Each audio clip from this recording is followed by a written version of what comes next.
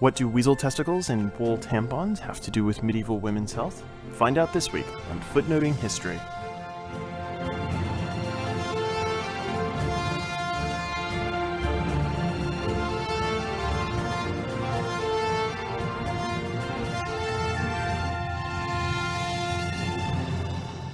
Hello, and welcome to Footnoting History. My name is Nathan. Today on the podcast, I want to talk about one of my favorite topics, medieval gynecology. And yes, this is one of my favorite topics. However, before we get started, there are a couple things that I want to mention.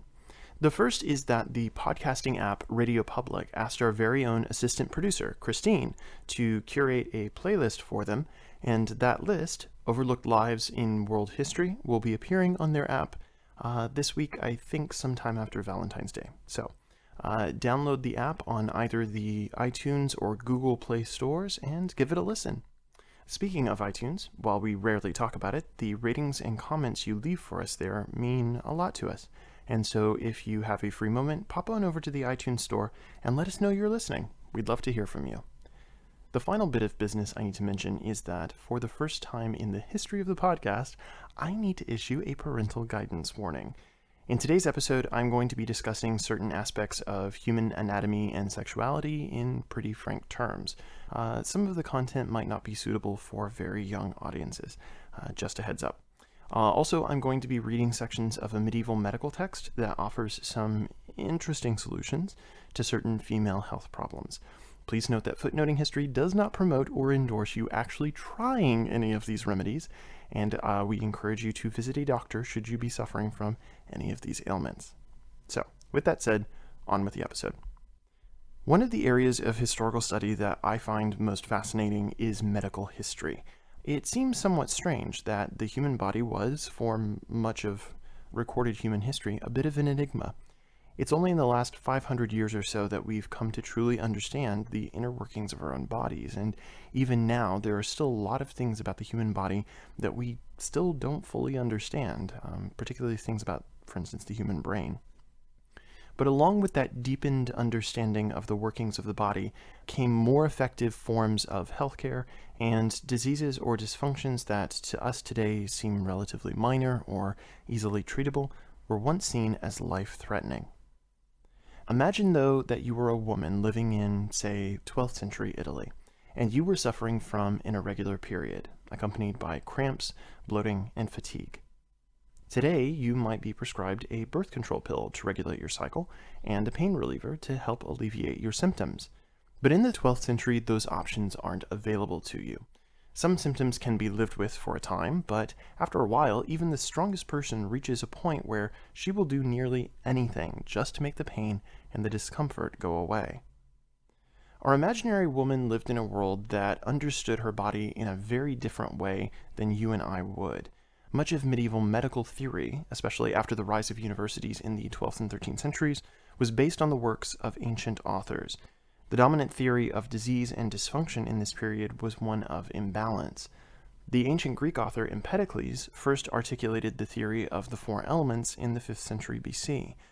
This was the idea that all matter in the cosmos is made up of some combination of four component parts: earth, air, water, and fire. Building off this idea, about a century or so later, the physician Hippocrates, or people writing later pretending to be Hippocrates, proposed the idea that the human body was governed by the balance of four fluids, or humors, in the body, each of which corresponded to one of the four elements and was manufactured in the body by a different organ. There was first black bile, which corresponded with earth and was made by the gallbladder. Blood, corresponding to air, was believed to be created in the liver. Yellow bile, associated with fire, was made by the spleen, and phlegm, the humor of water, was made by the lungs.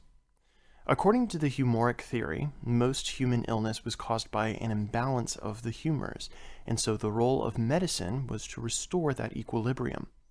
Incidentally, humors were also believed to govern personality.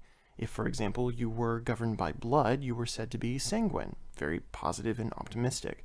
But if yellow bile or choler dominated, you were choleric and quick-tempered. A phlegmatic person, obviously ruled by phlegm, was laid back and very sort of go with the flow, while someone of black bile was melancholic, pensive, and sad. If these sound familiar, that's because this idea of humors regulating personality crops up over and over again in literature. For example, they are the four houses in Harry Potter. Gryffindor is sanguine, Slytherin is choleric, Hufflepuff phlegmatic, and Ravenclaw melancholic. The other ancient author most central to medieval medicine was Galen of Pergamon. Galen was a Greco-Roman physician who lived in the late 2nd, early 3rd centuries AD, and he built on the Hippocratic theory of medicine, particularly as he articulated how the various parts of the human body functioned, especially, for our topic today, the function of the uterus.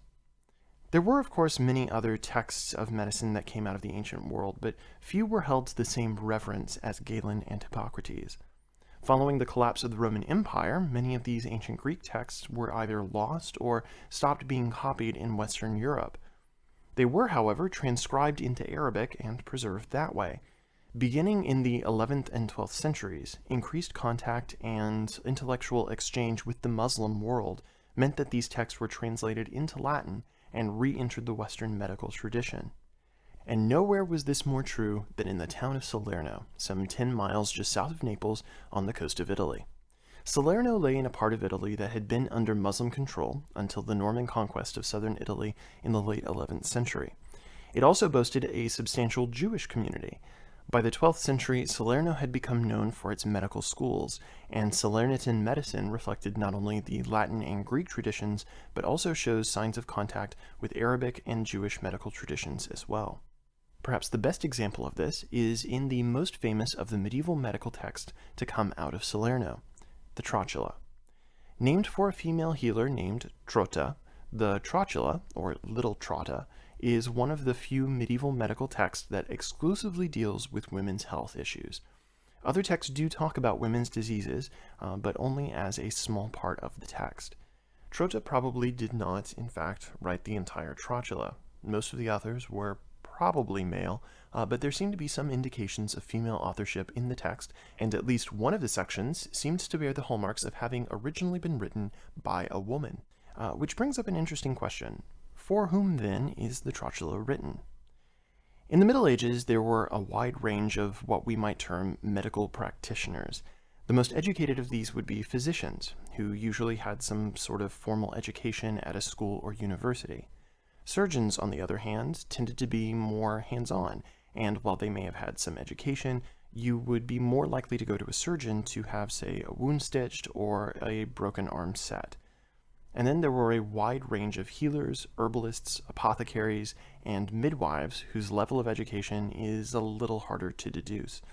While it may be tempting to assume that women only occupied the bottom rung of this hierarchy as herbalists, midwives, healers, and apothecaries, it would be a mistake. There are female physicians in medieval sources, though their numbers are admittedly small, probably only maybe 1 to 2% of all physicians, and that number is kind of high. So most of Trotula's audience would probably have been male. The Trotula is actually 3 separate texts collected together. The first 2, on the conditions of women and on treatments for women, are largely practical texts that cover a wide range of issues. There are a couple of recurring themes in the text. One recurring issue is the concept of the retention of the menses, or an irregular period.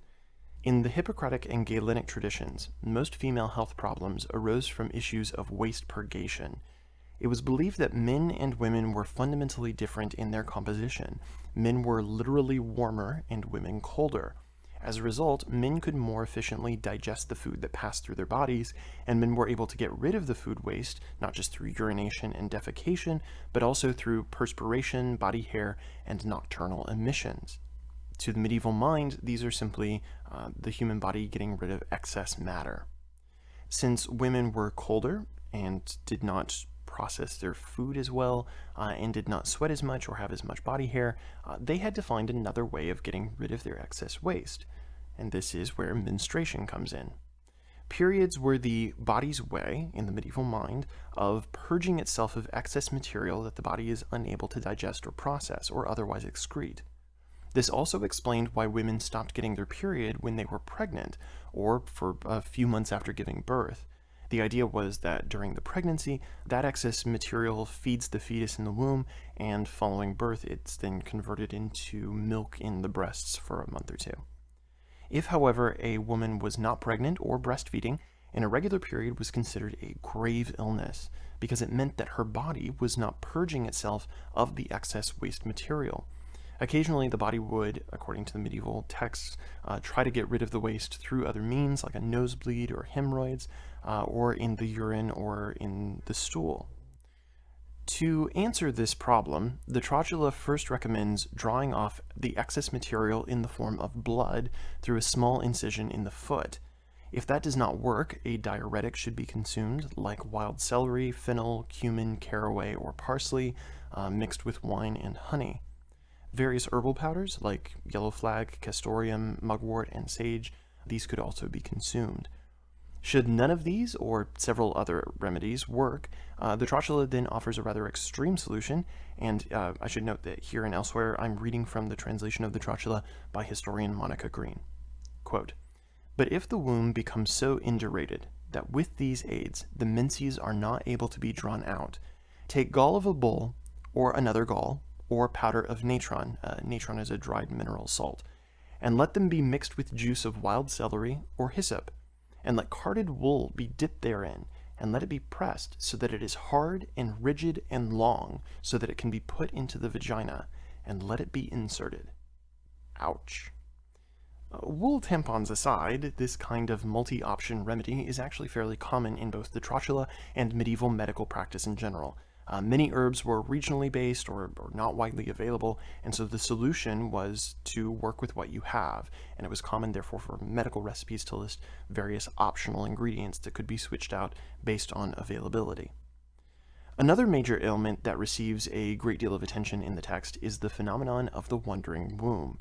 This is an idea coming straight out of Galenic text and was based in the concept that because women are not only cold-natured, but also prone to being less moist than men, this can have an effect on the uterus, which the Greeks thought had something of a mind of its own. If the woman suffered from shortness of breath, lack of appetite, cramps, bloating, vaginal dryness, or any other host of symptoms, the problem may be that her uterus, seeking warmth and moisture, is pressing up against her internal organs in search for them. The fastest and first solution to this problem was actually for her to have sex, the logic being that semen is warm and moist and will therefore serve to draw the uterus back into its proper place. Care must be taken, however, that the semen was not corrupt, as the woman's body may convert it to poison and it could cause further health problems. If sex was either not desirable nor an option, she may instead have her feet and vagina anointed with pleasant-smelling oils, which will serve to coax the womb back into place. Additional treatments include a number of oral remedies, such as drinking a mixture of ground agaric, plantain seed, and savory seed mixed with wine and honey. On the other hand, if the woman is suffering not from a uterus pressing upward, but instead pressing downward, and she has suffered a vaginal prolapse, among the potential remedies is to take boxwood and burn it and create a kind of smoke bath. The woman should then sit over a stool with a hole in the bottom and allow the smoke to drift up into her vagina. She may also spend some time smelling sweet odors, the idea being that by placing pleasant smells toward the upper part of her body, the uterus will be lured back towards them, thus relieving the prolapse. The final major theme of the first two books of the Trotula is fertility and pregnancy, both preventing it and promoting it, as well as pre- and postnatal care. If a couple is having trouble conceiving, the Trotula is very clear about the causes and how to go about determining which party is responsible. Quote, "There are some women who are useless for conception, either because they are too lean and thin, or because they are too fat and flesh surrounding the orifice of the womb constricts it, and it does not permit the seed of the man to enter into the womb. Some women have a womb that is so slippery and smooth that the seed, once it has been received, is not able to be retained inside. Sometimes this also happens by fault of the man, who has excessively thin seed, which, when poured into the womb, because of its liquidity, slips outside. Some men, indeed, have extremely cold and dry testicles. These men rarely or never generate because their seed is useless for generation. And so then the treatment. If a woman remains barren by fault of the man or herself, it will be perceived in this manner. Take 2 pots, and in each one place wheat bran and some of the man's urine in one of them with the bran, and in the other put some of the urine of the woman with the rest of the bran, and let the pot sit for 9 or 10 days. If the infertility is the fault of the woman, you will find many worms in her pot, and the bran will stink. You will find the same thing in the other pot if it is the man's fault. And if you find this in neither, then in neither is there any defect, and they are able to be aided by the benefit of medicine so that they might conceive." End quote. On the other hand, if you wanted to avoid getting pregnant, the Trotula here offers solutions as well. Quote, "If a woman does not wish to conceive, let her carry against her nude flesh the womb of a goat which has never had offspring. Or if there is found a certain stone called gagates, which if it is held by the woman or even tasted prohibits conception. In another fashion, take a male weasel and let its testicles be removed and let it be released alive. Let the woman carry these testicles with her in her bosom and let her tie them in goose skin or in another skin, and she will not conceive. If she has been badly torn in birth, and afterward for fear of death does not wish to conceive any more, let her put into the afterbirth as many grains of caper spurge or barley, as the number of years she wishes to remain barren. And if she wishes to remain barren forever, let her put in a handful." In terms of pregnancy itself, the text describes the signs of pregnancy, how to tell whether the unborn child is male or female, what to do if a baby is breech or stillborn, and what to do if she does not pass the afterbirth immediately following the delivery, as well as sort of postnatal care for infants. The second book on treatments for women also has a variety of recipes for miscellaneous conditions like bedwetting, lice, scabies, dysentery, halitosis, warts, testicular and penile swelling, and hemorrhoids. Particularly interesting is an entire set of recipes designed to constrict the cervical canal to give a woman the appearance of being a virgin, either to please her partner or to deceive him into thinking that she had never engaged in intercourse. At one point, the author outright condemns certain, quote, "dirty and corrupt prostitutes," end quote, for applying extreme constrictive remedies that injure both themselves and their partners. If constriction is your goal, though, the Trotula recommends, among other things, placing in the vagina a cloth soaked in rainwater in which the bark of a particular kind of oak tree has been dissolved, and to remove it an hour before intercourse. However, if none of this is working for you and you really want to convince your partner that you are in fact a virgin and your hymen is intact, perhaps the most drastic option is the final solution in this section. Quote, "What is better is if the following is done one night before she is married.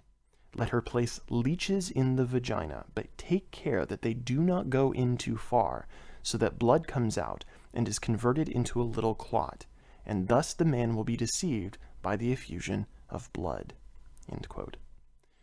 The third book of the Trotula, on women's cosmetics, also contains herbal and mineral recipes, though these are for such things as softening the skin, getting rid of unwanted body hair using quicklime, and various recipes for hair dyeing. For instance, if you wanted to have black hair, the Trotula suggests taking a green lizard and having removed its head and tail, cook it in common oil. Anoint the head with this oil, it makes the hair long and black. This is then immediately followed by a Saracen preparation, meaning Arabic, which involves boiling a pomegranate rind in vinegar or water, adding the powder of oak apples and alum, and wrapping the hair before then sprinkling it with oil and bran. This too is supposed to turn the hair black, and I have actually found online where someone has attempted this. It did not turn the hair black, but it did change the hair's color. There are numerous recipes for whitening the face, several of which involve the use of white lead, a common ingredient in many pre-modern makeups. So, what are we to make of all of this? Every semester that I teach my medieval history survey course, I make my students read part of the Trotula. And every semester, without fail, someone will ask me at the beginning of class, did people actually think that this stuff worked? Because, well, it is easy from the vantage point of modern 21st century medicine to look down our noses at the past and call these treatments barbaric and unsophisticated. but I think that there are several points to consider here. The first is that these texts were, for their time, quite sophisticated. The Trotula represents both the emergence of a new centralized, what will become university culture, and the confluence of several different medical traditions. It's also in discourse with those traditions, affirming some while criticizing others. The herbal remedies were probably sometimes theoretical, as certain herbs were associated with certain elements or humors, but they could have also been based in medical practice. They represented a specific way of thinking about the world and its order, one which viewed disease not as the result of an agent, germ, or genetic aberration, but an imbalance in the natural equilibrium. Above all else, as I said at the top of the show, pain and discomfort will drive even the strongest of persons to pursue a drastic remedy. And to give you an example from my own life, I have a kind of dermatitis that gives me sort of dry, flaky skin in a large spot on the back of my scalp. Now, I've been going to a dermatologist for years, and I've got a medicine that I have to put on at least once a week to keep it in check, but I'll probably always have this problem. About 5 years ago, I was in my first year of living in France doing research for my dissertation when I ran out of my meds. Now, I could and should have just gone to the doctor there in France, but I was alone in a foreign country and didn't really know how to go about finding a doctor, getting prescription refilled, and doing it all in French, which I spoke but didn't feel super confident about having an extended conversation about my health in it. Besides, I was coming back to the United States in a few months, and I could just get my script refilled then. What can I say? I was young and stupid. Pretty soon, of course, the itching began, and it just wouldn't stop. And then there was the flaking, and that was embarrassing. So like all good sick Americans, I turned to the internet, where I found message board after message board, website upon website, telling me that I didn't need a topical steroid. Those were terrible for you. No, I just needed to put some apple cider vinegar on my hair several times a day. When that didn't work, it was olive oil. One place even suggested dousing your head with Listerine. Another site told me unequivocally that the condition was caused by a candida overgrowth and that I needed to go on a 2-month dietary purge of all sugars and foods that could feed the candida. This included eliminating all breads, alcohols, and cheeses. I was living in France. Those are the 3 major food groups. Yeah, that diet, which consisted of lots of celery, carrots, and hummus, that lasted about 3 days. Anyway, the point in all of this is that when you do not have access, or refuse access, stupidly, to medical care, things can get desperate. And before you know it, you find yourself pouring mouthwash on your head in the shower thinking, how exactly did I end up here? The other point of this story is that in our own day, we have an entire branch of alternative homeopathic remedies and treatments that are not that far removed from the practices suggested in the Trotula. Case in point, last year, actress Gwyneth Paltrow raved on her lifestyle website, Goop, about the benefits of vaginal steaming, a process very similar to the smoke and stool remedy of the Trotula that even uses mugwort, one of the more common ingredients in the Trotula's recipes. Even more recently, her website has extolled the virtues of inserting jade eggs into the vagina, saying that, quote, regular use increases chi, orgasms, vaginal muscle tone, hormonal imbalance, and feminine energy in general, end quote. What I'm trying to say is that medical treatment is always changing and developing, and the way we look at medical history tells us not just how people view disease, but also what that view reveals about the society as a whole. The Trotula says in its introduction that part of the rationale for its composition was that medieval women were often afraid to go to a physician with their illnesses, presumably because the physician was usually male and gynecological problems are very intimate. The medieval understanding of women's bodies was also bound up in the idea that women were in many ways inferior to men. The entire concept of menstruation was predicated upon the notion that women could not digest their food as well as men, and needed a mechanism to purge themselves of the excess waste. Women's sexuality was so carefully controlled that if a woman was not a virgin at the time of her marriage, it was a sign of shame and dishonor, and so women felt compelled to find some way of demonstrating that they had not broken this social taboo. The Trotula operates from these preconceptions, yes, but it's important to remember that the Trotula also comes from a place of compassion for suffering.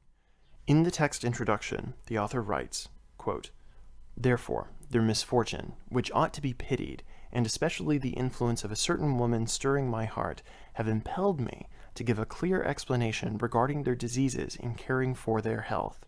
And so, with God's help, I have labored assiduously to gather in excerpts the more worthy parts of the books of Hippocrates and Galen, so that I might explain and discuss the causes of their diseases, their symptoms, and their cures."